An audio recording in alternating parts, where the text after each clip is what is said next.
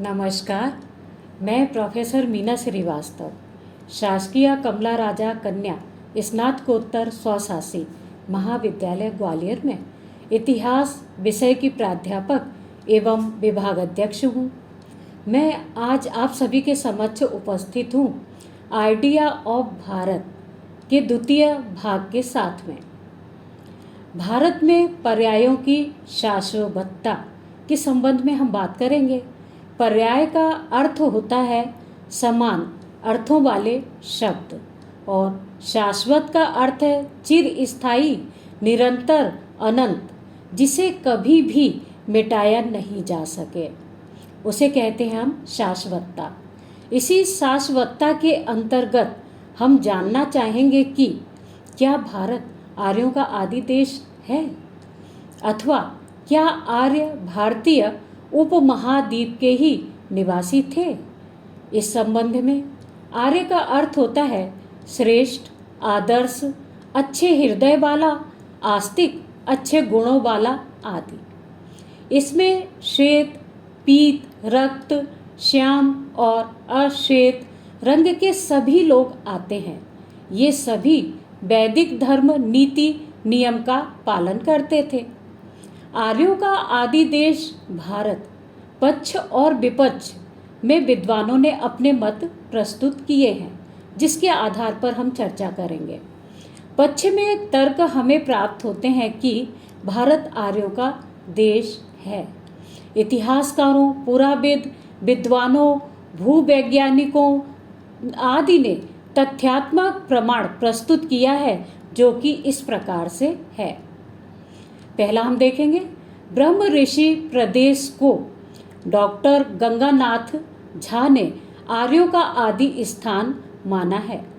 उन्होंने अपने तर्क प्रस्तुत किए हैं, जिसमें उनका पहला तर्क है ऋषियों या संतों की भूमि को ब्रह्म ऋषि प्रदेश कहा जाता है। दूसरा तर्क है उनका, यह सरहिंद के पूर्व में दक्षिण में स्थित मथुरा तक पूरा गंगा और यमुना नदियों का मध्यवर्ती मैदानी क्षेत्र है। तीसरी बात उन्होंने बताई है, गंगा यमुना दोआब को ब्रह्म ऋषि क्षेत्र कहा जाता है। यह 1000 ईसा पूर्व से पहले बसा हुआ था। यह उल्लेख वैदिक और ब्राह्मण ग्रंथों में प्राप्त होते हैं। इसके अंतर्गत पांडवों की राजधानी इंद्रप्रस्थ, वर्तमान दिल्ली, तोमर युगीन प्राचीन ढिल्ली का, महाभारत की रणभूमि कुरुक्षेत्र आदि सम्मिलित हैं। इसमें सिंधु, सरस्वती आदि नदियां और सरहिंद नहर सम्मिलित है। दूसरा देखेंगे अपन, मुल्तान स्थित देविका नदी को डॉक्टर DS त्रिवेदी ने आर्यों का आदि स्थल बताया है। उन्होंने तर्क दिया है कि स्कंद पुराण के अनुसार देविका नदी सूर्य मंदिर के निकट बहती है। ये मुल्तान दक्षिणी पाकिस्तान में है।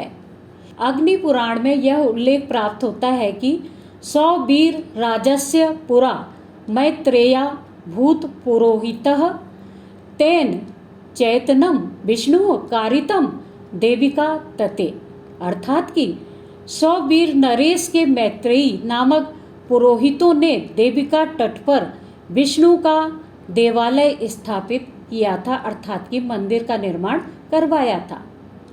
कश्मीर एवं हिमाचल क्षेत्र को भी आर्यों का निवास स्थल बताया गया है। श्री LD कल्ला ने आर्यों का आदि देश कहा है, क्योंकि उन्होंने अपना तर्क प्रस्तुत किया है।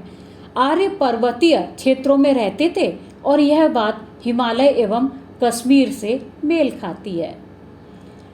अगला जो तर्क दिया जाता है वो यह है कि सप्त सैंधव प्रदेश को भूवैज्ञानिक doctor Dana, M Louis Jacolliot, GA Ragozin, Avinash Chandra Das, doctor Sampurnanand आदि ने आर्यों का आदि स्थान माना है।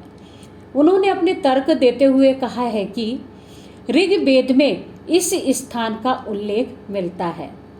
यहाँ देव और असुरों के बीच में संघर्ष हुआ था। इसके बाद हम आर्यों का आदि स्थान भारत नहीं था, इस संबंध में चर्चा करेंगे। और कुछ इतिहासकारों या विद्वानों का मानना है कि आर्य बाहर से आए थे। उनका मत है कि इन्होंने दो प्रकार के मत अपने प्रस्तुत किए हैं। पहला तो ये कि आर्य आव्रजित होकर आए। आव्रजित का अर्थ होता है दूसरे स्थान से आना। और दूसरा उन्होंने बताया है कि आर्य आक्रांता के रूप में भारत आए थे। बाल गंगाधर तिलक ने कहा है कि उत्तरी ध्रुव के आर्य थे। क्यों कहा है उन्होंने ऐसा? पहला उन्होंने अपना तर्क दिया है कि ऋग्वेद में उन्होंने उषा की स्तुति की है, जो कि उत्तरी ध्रुव में दिखाई देता है। दूसरा उन्होंने कारण बताया है कि महाभारत में सुमेरु पर्वत का वर्णन मिलता है, जहाँ पर 6 माह दिन और 6 माह तक रात होती है। तो इन स्थितियों के आधार पर उनका मानना था कि उत्तरी ध्रुव के संकेत प्राप्त होते हैं, तो ये उत्तरी ध्रुव से आए थे। दूसरा तर्क हमें प्राप्त होता है आर्य एशिया से भारत आए। मध्य एशिया बैक्टीरिया से आए थे, यहाँ के ये निवासी थे। और विद्वान मैक्स मूलर ने कहा है कि ईरानी धर्म, जिंद अवेस्ता और ऋग्वेद में वर्णित भाषा, पेड़ पौधे, पशु पक्षी आदि में समानता है। यद्यपि बाद में उन्होंने अपने इस मत को वापस ले लिया था। अगला है आर्य यूरोप से आए थे। जर्मनी, हंगरी, दक्षिणी रूस आदि के बारे में बताया गया है कि ये यहाँ से आए थे। यह तर्क पूर्णतः निरर्थक है, क्योंकि हम मूल्यांकन रूप से कह सकते हैं कि 5000 ईसा पूर्व से 800 ईसा पूर्व के मध्य कोई भी नया जन समुदाय भारत नहीं आया है।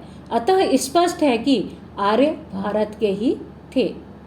दूसरा, वेद में कहीं पर भी आर्यों का आक्रांता के रूप में उल्लेख प्राप्त नहीं होता है, जबकि वेद आर्यों के ही धार्मिक ग्रंथ हैं। तीसरा, आर्य शब्द का प्रयोग ऋग्वेद के मंत्रों में 1,53,972 शब्दों का प्रयोग किया गया है और 33 बार आर्य शब्द का प्रयोग किया गया है। स्पष्ट है कि वेद आर्यों का ग्रंथ है। इसी कारण भारत में ही यह प्राप्त होता है, अन्य देशों में यह उपलब्ध नहीं हुआ है। हड़प्पा स्थलों से जो नर कंकाल प्राप्त हुए हैं, वे आधुनिक हड़प्पा के वर्तमान मानव से समानता रखते हैं। अन्य कोई भी और पुरातात्विक प्रमाण प्राप्त नहीं हुआ है कि आर्य विदेशी आक्रांता थे। प्रोफेसर लीच ने कहा है कि विचारशील विद्वान अब भी यह विश्वास क्यों करते हैं कि आर्यों का आक्रमण हुआ था। इस प्रकार की कल्पना अब भी आकर्षक क्यों है? अंत में वे लिखते हैं कि सच मानिए, आर्यों के आक्रमण तो कभी हुए ही नहीं। अंत में निष्कर्ष रूप से हम कह सकते हैं कि प्राप्त ऐतिहासिक जानकारी के आधार पर यह स्पष्ट होता है कि आर्यों का आदि निवास स्थान भारत ही था, क्योंकि आर्यों से संबंधित धार्मिक, राजनीतिक, पुरातात्विक, साहित्यिक एवं अन्य प्रमाण केवल भारत में ही प्राप्त होते हैं, जिससे भारत के पर्यायों की शाश्वतता स्पष्ट रूप से द्रष्टव्य होती है। और अंत में मैं अपना एक दोहा प्रस्तुत करना चाहूँगी, सुनिएगा। सीता कहती राम से, सुनिए रघुपति आर्य, भारत में सबने किए बहुत वेद के कार्य। और इसी आधार पर यह कहा जा सकता है कि आर्य भारत के ही निवासी थे, उनका आदि स्थान भारत ही था। नमस्कार और धन्यवाद। और अब हम अगले चैप्टर के साथ में आपसे मिलेंगे। Thank you.